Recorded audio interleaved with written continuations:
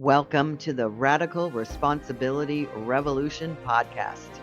This is where we are transforming lives, inspiring you to reclaim your health, your wealth, and the power of your mind. Here we share actionable insights, inviting you to turn inwards and design your life of purpose and abundance.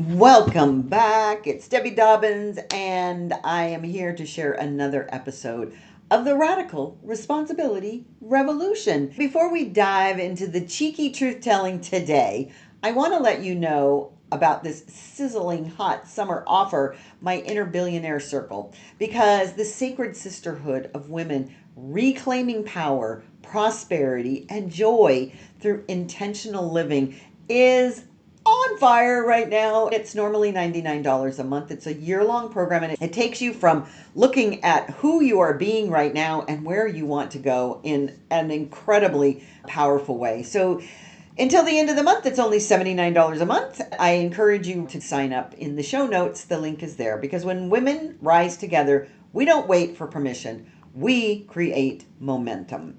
You're going to get monthly masterclasses, live mentoring with me, and a circle of powerhouse women who are done playing small. So check out the links in the show notes.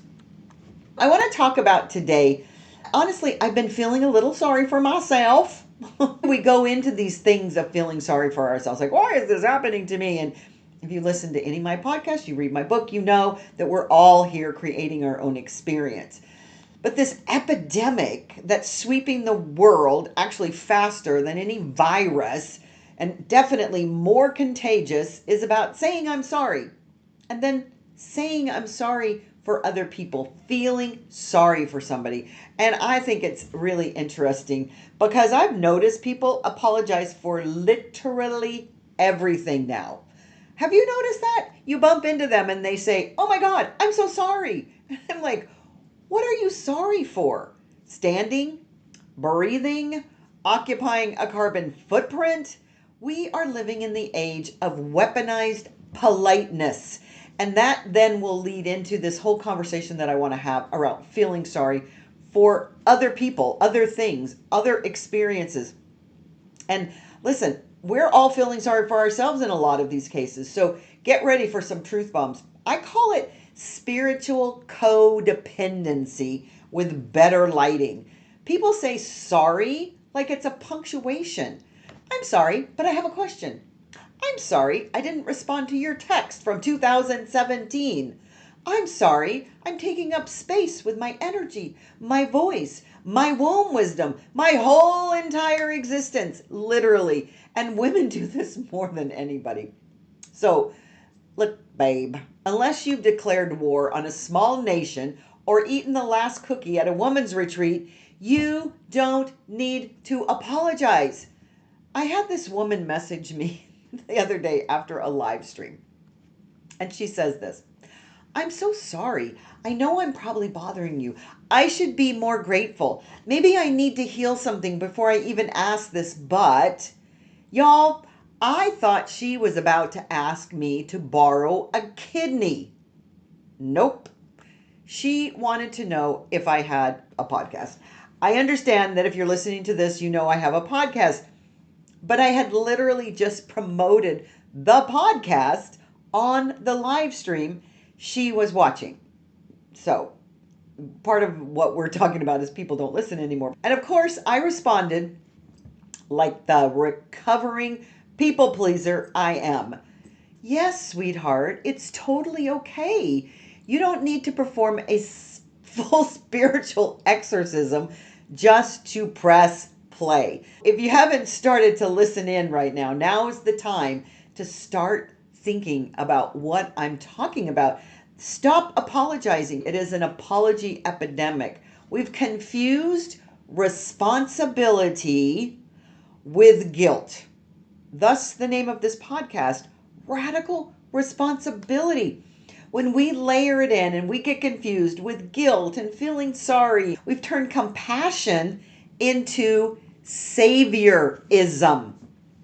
I can assure you, If you're feeling sorry for any sect, right? I'm not here to define each and every one of them, but if you've turned compassion into saviorism, this is not good for you or the person that you're feeling sorry for. Somewhere in between, we made feeling sorry for someone an actual virtue. I am here to tell you as loudly as I can, feeling sorry for someone does not serve you or them. So let me tell you what feeling sorry for people doesn't do. The biggest thing about radical responsibility is taking responsibility not only for yourself, but not taking responsibility for somebody else. Radical responsibility is about you, your behavior, and your feelings. When you feel sorry and you are in this saviorism mode, it doesn't feed them. And I'm going to explain to you why when you think, oh, I give money to these beautiful charities that feeds them. No, it doesn't feed them. It doesn't empower them. And it doesn't help them rise. What it does do is subtly, and I want you to hear this so clearly, it subtly reinforces that you think that they are beneath you. I want to say that again. It subtly reinforces that you think that they are beneath you. If you feel sorry for somebody, you in effect are saying, I have more than you, therefore I can help you. That is the epitome of narcissism, literally. It's a superiority complex with a halo because you think you're doing something for them. The reality isn't. You are not. When you feel sorry for someone, you actually shrink them. When you feel sorry for yourself, you actually shrink you. We have to get out of this crazy modality. Stop believing that there's a halo because you're doing it. And I'm going to give you an example from nature because I love nature. If you listen to any of my podcasts or read my book, it is so much about watching nature. What does nature have to share with us? Chickens. Yes, chickens. One of the most fascinating things that anybody can do is watch chickens being hatched. I recently had an opportunity to go to my niece's private school and they had an incubator with chickens. Now, incubators, maybe, maybe not, but the fact of the matter is it was in a contained area. You could see it in a chicken coop if you wanted to. When a chick is hatching from an egg, and I hope most people have learned this, but I'm going to share with you if you haven't. If you try to help it by feeling sorry for it, like, oh, it can't crack the shell. If you get in there and start to monkey around with it and help it crack the shell, you actually ruin its chance to live. You cannot help nature bypass the struggle that it has to go through to come into existence. A chicken is a perfect example of that. Butterflies coming out of cocoons, turtles coming out of the ocean. I mean, it's really remarkable. If you look at nature, nature is designed to give you an opportunity to thrive. And when somebody interferes with the natural process, you lose that ability to thrive. Because the struggle strengthens, in this case with chickens, it strengthens its lungs, its legs, its beak, and its spirit. So when we feel sorry for somebody, we are circumventing nature. Humans are no different because we are part of nature. This is why it's so important to get out into nature and to see the modeling of how we can show up in life. The rose doesn't ask to bloom. The trees don't hold each other in resentment and say, you have more than I do. It doesn't say, I don't like the way that you breeze in the wind. It's incredible how we as humans have lost our connection to nature. But when we feel sorry for someone, you rob them of the very muscle that they are trying to build in this lifetime. I want to say that again. When you feel sorry for someone, you rob them of the very muscle they're trying to build in this lifetime. And guess what? You don't know what that is. The only one you know what muscle you're building in this lifetime is you. Even if you're a coach or a therapist, you can shed insight, your opinion, but you don't know what the person you're talking to and feeling sorry for came into this lifetime to experience. You don't know what soul contract they signed. And frankly, it's none of your business. It's about you being a model for them. You don't know what breakthrough anybody else is on the verge of having. You just don't. And to presume that you do, again, is very egotistical. So many people, I see this all the time, rushing in with your metaphorical blanket and a bowl of soup and a sorry look on your face. No one actually, if you think about it, wants somebody to feel sorry for them. They may say they do, but it gives no credibility to them as a human. So, guess what? Sometimes the most loving thing you can do is say, I believe in you enough to let you walk through this, and I'll be right here when you rise, when you choose to take the steps forward that are going to propel you to see and feel the authentic you. So, I want to say that again. Sometimes the most loving thing you can do is say, I believe in you enough to let you walk through this. You can be there to give a hand up, but stop giving a hand out. This whole notion of virtue signaling, it gets me a little hot and bothered because the truth is it's the new narcissism. Oh yes, we are going there. Narcissism and virtue signaling. All these hashtags and performative pity parties. Oh my goodness. I can't watch it, honestly. I think that's the best thing for me to do is just to stop watching it because it's not generosity. It is not generosity. It's ego in a Halloween costume. If you are so egoic that you think I have so much more than this other person, therefore I have to feel sorry for them and help them with a hand out, your ego is really dressed up in a Halloween costume and you're calling it a halo. You feel better about yourself because you posted the GoFundMe link? No. This is the thing is we have lost our way. And if you think about nature, it's survival of the fittest. I'm not saying we need to let people die, but the fact of the matter is that every single human on this planet, including all sentient beings, have the ability to make choices. Their choices, not your choices. So just because you sleep better at night, because you voted for something you think will help the poor, does not do anything of the kind. It's you satiating your conscience. You're feeling sorry for yourself that I have so much more than somebody else.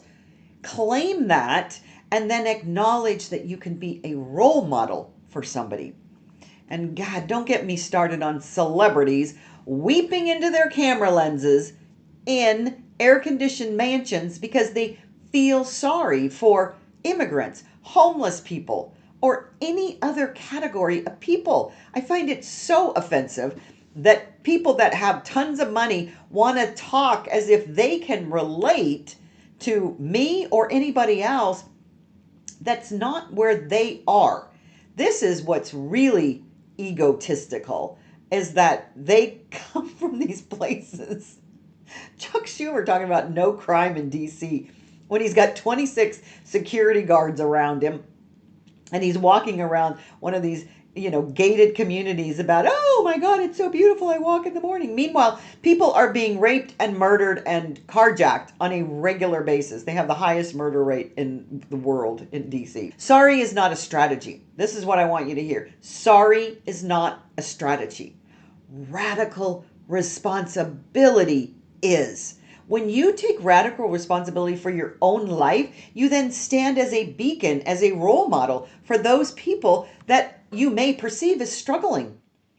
Or that's just their desire to be that way in their life. We have to stop imposing our version of the world upon everybody else. And part of that radical responsibility is recognizing true empowerment doesn't come from throwing money at a problem. It just doesn't. And if you read my book, you understand that money is just an energy. So throwing money at a problem is not truly coming at it with the energy that will empower somebody else. It comes from modeling something better. So, how are you modeling radical responsibility? Good question. Self pity is still pity. Pity. Who wants to be pitied? Have you ever heard about that? Somebody says, "You're going to send me on a pity date," or "This is a pity offer." Nobody wants to be pitied. But we say we feel sorry for somebody, and then somehow or another, that's just cloaked pity. It truly is. Let's flip that mirror for a second. How often do you feel sorry for yourself? Well, I started the podcast out by saying I have felt a little sorry for myself lately, right? It's poor me. I don't have enough time. Poor me. No one helps me. Poor me. I've done everything and still haven't succeeded. I loved in 12-step programs in Alcoholics Anonymous, they would say, "Pour me, pour me, pour me another drink." That's what that is. Poor pity me does nothing for you, and it doesn't do anything for the other person that you're feeling sorry for, that you pity them. Because you're not alone, but you're not helpless. This is what's so important to get really clearly. You are not helpless. You are not choiceless. There is always an option. There is always infinite potentiality for anything that you find yourself in. So feeling sorry for yourself is just another form of ego. It's a roadblock. It's a stuckness. So we have to begin to unstick ourselves in these ways that allow us to see how beautiful life really is. Pity, feeling sorry, all of that keeps you small. It keeps you spinning, and it keeps you from asking the real questions. So here's a couple of questions for you. What am I tolerating that no longer serves me? I know that that's a big question, but just answer one thing and you're going to begin to unfold a story for yourself that you can then begin to move through. I'll ask that again. What are you tolerating that no longer serves you? These are the important questions. Here's another one. What am I available for starting now?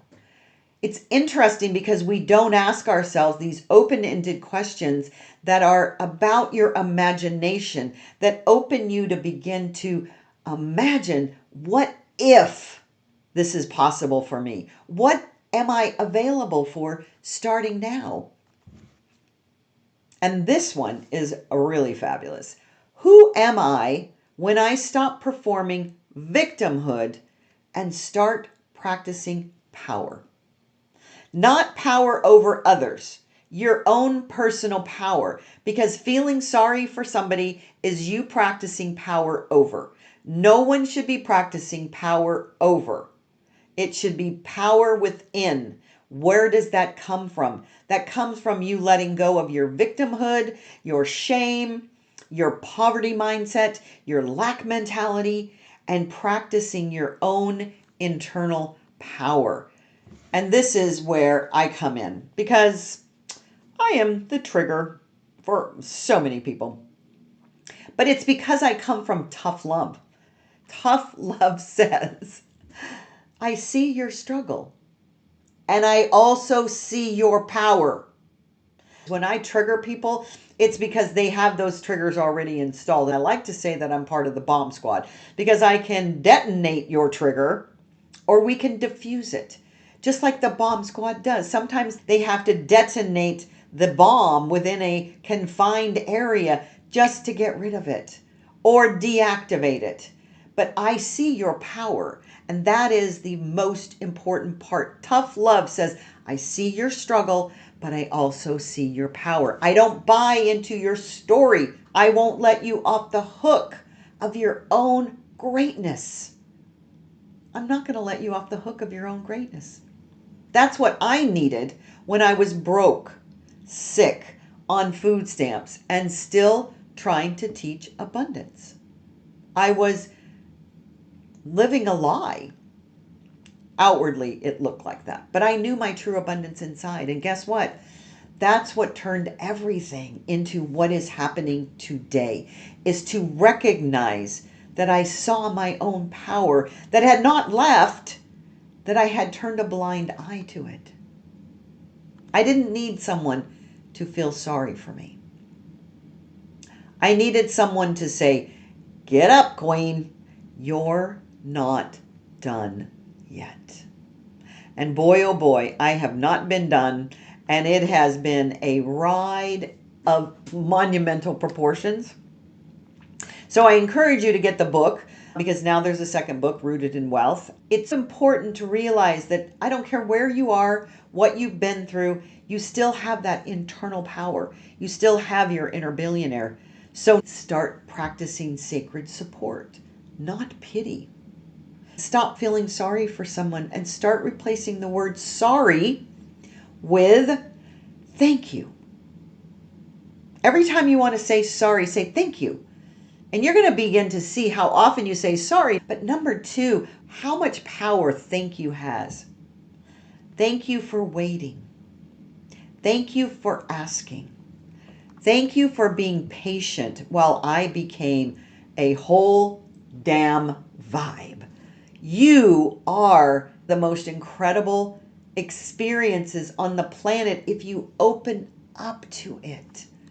Please stop walking into rooms apologizing for being too much, too little, too fat, too small, too tall, too anything. Walk into a room like you are the podcast, and everyone is lucky to be tuned in to you. And if this message lit something up inside of you, come be with us in the Inner Billionaire Circle, because this world doesn't need more women saying sorry. It needs more women walking with soul, with fire, and with intentional magic. If you want anything to do with all of the things that I shared, there's links in the show notes. The Inner Billionaire Circle is available through the end of August. And for now, let me remind you, stop feeling sorry for anything or anyone and go change the world.